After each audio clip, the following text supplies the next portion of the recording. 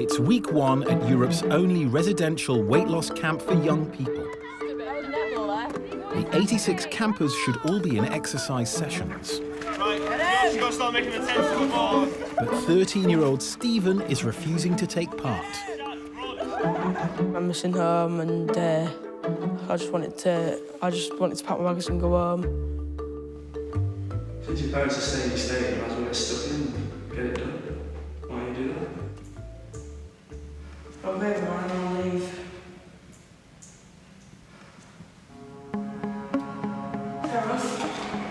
Not let me go. I'll go myself.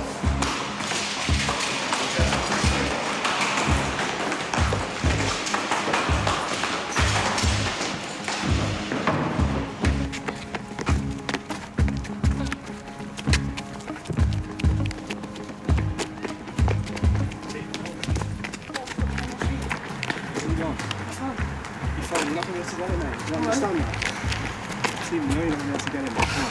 Stephen, make it to him. Why are you making us do this? I don't want to have to run like this. Come on. Right, give us 2 minutes. Sit on there. Let's go and have a chat with him.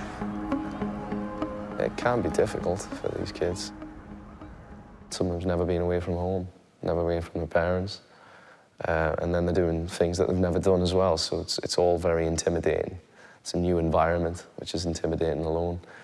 It just takes a bit of time. Try to keep swimming off, right? I just don't want to stay here. Just that you just want to stay. Yeah, I just don't want to stay here.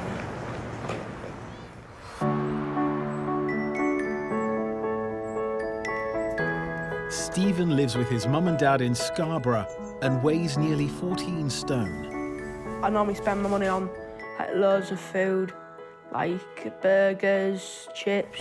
It makes me feel quite sad when I'm at school when they're calling me stuff, but I just have to put up with it.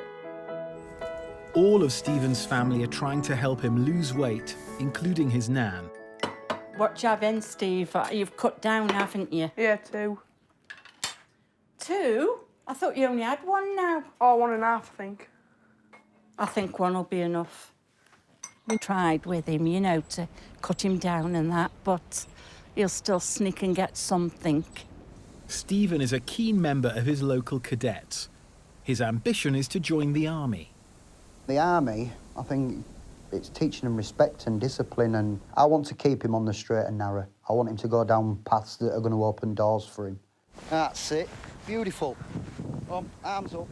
That is one of my motivations, yeah. You've got to be quite fit to get in the army, to like run around in the battlefield and that. But what I need to do mostly is just stop eating all like fatty foods and start eating healthy. Stephen, you like pet pork, don't you? Yes, please. Once he's got that weight off him and he's got more confidence in himself, I think that'll, you know, be the making of him. The staff have persuaded Stephen to stay. But a few days later, and he's still struggling to cope with the structure and rules. Leave my shit alone. Leave my shit alone. Why? Don't touch me, bitch. Don't touch me, bitch. You're annoying him.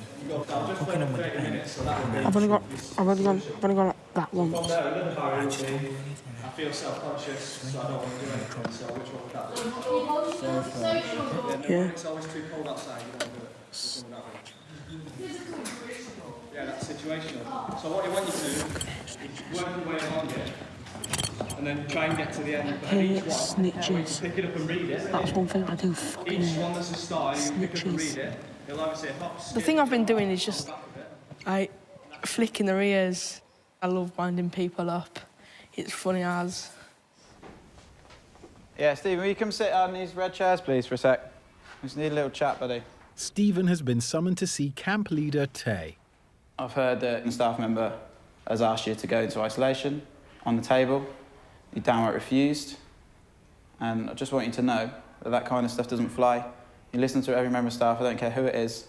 We're all trying to help. We're not trying to single you out. We're not trying to get you in trouble, because we want what's best for you. We want you to develop from here in every way possible. Okay, so what we're going to do is you're going to go into isolation, all right? Is that all right? That's fine. Okay. Yep. All right. Good man. Let's not let it happen again, all right? All right. Cheers, buddy. Hopefully you took it on board and listened, and we'll go from there. Hopefully this is the end of it. Stephen will have to stay in isolation until staff decide that he has learnt his lesson. My behaviour has been I have been a little bit silly throughout the days, but it's mostly just like I'm missing home and I just want to go home. Having spent most of the summer together, the kids are forming strong friendships. 14-year-old Sebastian has always found it hard to make friends with boys his age. But here, surrounded by boys who have also struggled with their weight, he's finding it easier. I do miss sweets, I mean, it's weird. What about chocolate? What chocolate could you eat right now as well? Any chocolate, I can literally eat any chocolate. I've got on actually with a lot of boys, more than expected.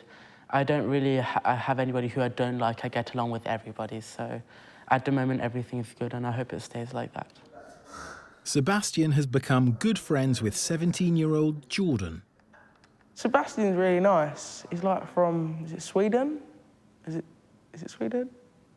I think he's from Switzerland. Oh my God. Okay. You're not the first thing. Switzerland, that's it, isn't it? Essex boy Jordan weighs 18 stone and is the youngest of 4 brothers. My mum and dad are quite large, like quite stocky, quite big. And my brothers are like quite skinny, all skinny. All our 3 brothers were all in the football. So always active, always out on a Sunday, Saturday. Jordan was always at home, so I think food was his comfort. Jordan knows he shouldn't weigh so much. I think people would judge me if, like, look at that fat boy over there or something like that. But he just can't help himself. Can I get an ice cream, please? I've tried to encourage him to lose weight. That's 160, please. Thank you very much. Thank you. Wait for your change. Every night, come home, have a nice meal. I've always cooked for all the boys. And, but when he goes out, takeaways, isn't it? Like quick and spare at the moment, just takeaways and stuff. Jordan's weight problems began when he turned 13 and was able to go out on his own. I started putting on weight by eating junk food, like just takeaways from like a Chinese shop or Indian shop. Me telling Jordan that, stop eating that, it's not good for you, it's like he don't want to listen. Jordan knows he needs to learn the self-discipline to help him lose weight.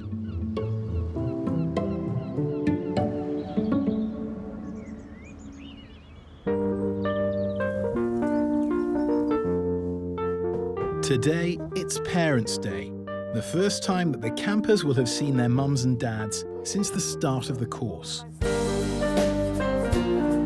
It's important to talk to them about what they've learned, what those experiences have been, to go away as a family and try and put some of those things into practice. And I say try because it is always work in progress. Oh, I've missed you. Jordan's mum and brother have travelled 200 miles from Essex to surprise him. I can't wait to see Jordan. I'm really excited. Come on, Zach. What are you Brother, saying? yes. Yeah.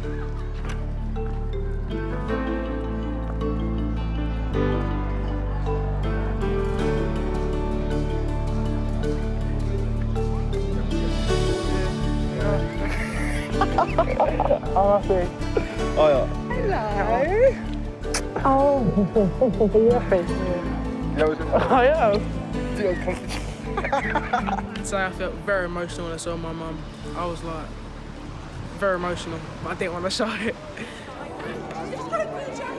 I'm over the moon that they've actually travelled 4 hours just to come see me. I'm really like shocked and I'm just like, so happy. They said you're not coming. It's not just a chance to see his family. Are you taking me out anywhere? Maybe. Oh, please take me. Please just take me out. I want to get out of here. Where do you want to go? Anywhere. Just anywhere. We're taking you out something to eat, mate. Where are we going? Don't. Surprise you, mate. Take me now. Take me right now. And Jordan hasn't forgotten his new mate, Sebastian. I said to my mum that Sebastian's parents ain't gonna come because they live abroad. And I said to my mum, let's take Sebastian with us to the restaurant. This is the first meal since the boys arrived at camp, where they can eat what they want. It's absolutely delicious. so happy. I'm happy about eating his food. It's also a chance to reflect on what they've learnt. So the day you leave here, what would you gain home with? What would you take home with you? Wait. No, what like skills or experience would you take home with you and tell your family? I'll just know how to at least cook healthier things. Manage your diet. And portion sizes as well, portion sizes. That's the main thing you've come here for, ain't it? You ain't just come here just to lose weight or... Oh, yes, actually. I have zero confidence, that's the problem. Like in school, I can't eat in front of people. I'm just scared that everyone's looking. I used to think like that as well, exactly like that.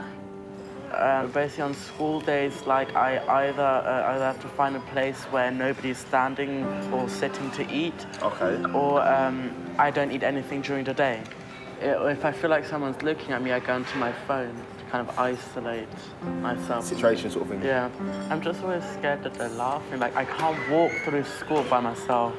And every morning I feel so uncomfortable and so insecure until I'm kind of reached the classroom where my friends are sitting. I just think it's slowly kicking in that how insecure I am.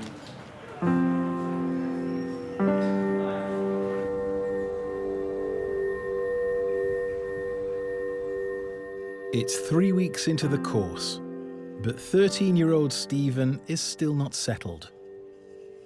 And Stephen's dad has been asked to come to the camp.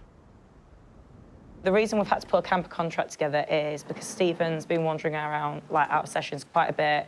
There's been a few sort of slightly violent outbursts, would you say, guys? And that sort of behaviour is absolutely, as you can imagine, unacceptable. Yeah, and then it's getting to a stage. If he's going to break this contract, he will lose the privilege of being at this programme.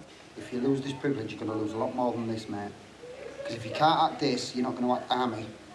And as soon as you come home, your uniform's gone, I'll take you straight out of cadets, yeah? And you will be grounded for the rest of the summer holidays. It's not going to happen, mate. Don't start getting upset. When my dad said he's on about getting me to quit cadets, I was starting to get upset because I really wanted to stay in cadets, to get into the real army. You will not get away with behaviour like this if you join the army. You'll be down guard, mate.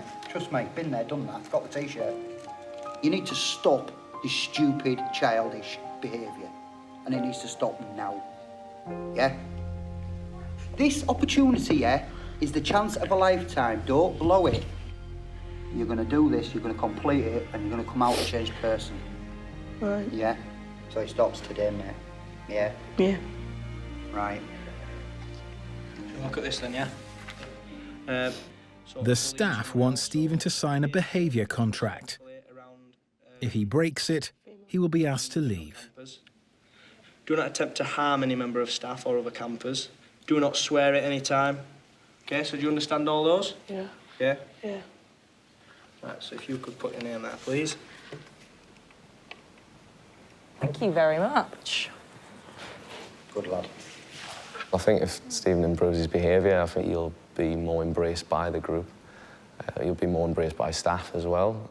We always try and help him, but, you know, it is difficult at times.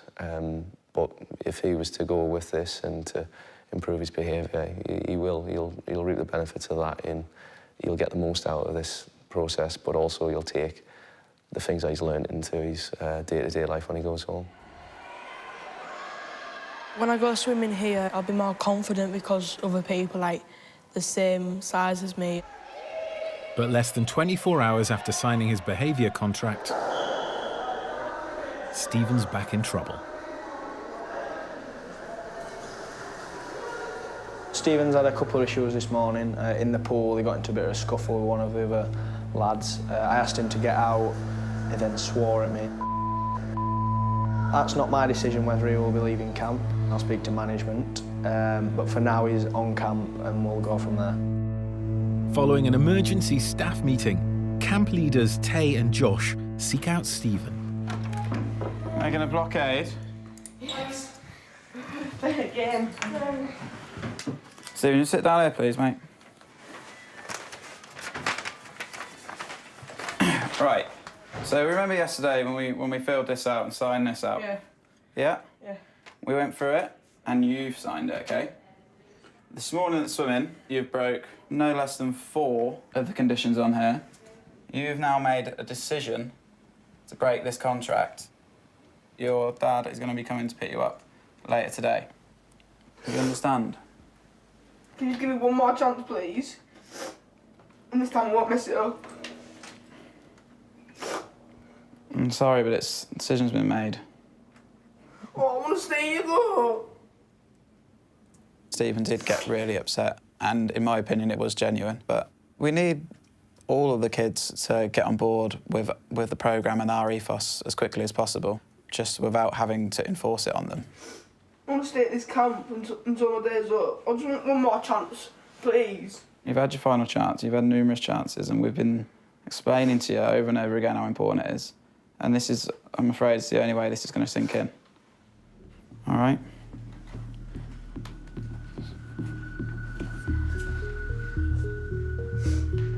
I didn't think they'd follow through and kick me out, but obviously they did. The thing I thought was, oh no, I've messed it up. Stephen's time at camp is over. Stephen definitely showed positive signs.